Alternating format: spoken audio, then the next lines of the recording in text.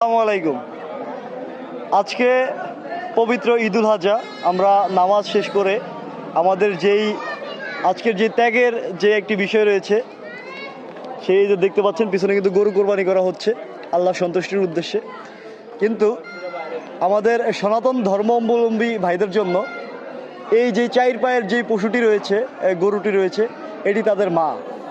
আর আমার প্রশ্ন হচ্ছে, মায়ের যদি 4টি পা এবং একটি লেজ থাকে এবং সন্তানের যদি 2টি পা এবং কোনো লেজ না থাকে, তাহলে বিষয়টা কেমন না? কি বলো তোমরা? জি, বিষয়টা খুবই হাস্যকর।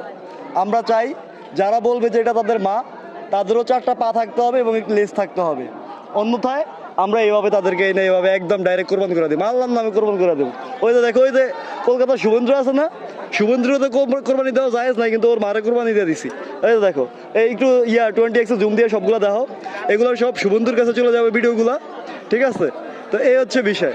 তো আপনাদের কার কার কাছে এই বিষয়টি দ্বিমত রয়েছে যে যে জায়গায় মায়ের 4টি পা এবং বিচিও আছে, মানে বাপ হইতে পারে, এটা বলে মা, ঠিক আছে? মানে যেটা ষাঁড় গরু ওইটাও বলে ওদের মা, আর যেটা বলদ গরু ওদের চিন্তা ভাবনাটা হচ্ছে এরকম যে এটা আমাদের দুধ দেয়, এটা এর জন্য আমাদের মা। আর ষাঁড় গরু কি দেয়, ষাঁড় গরু কি দেয়, এটা বলে মা, ঠিক আছে?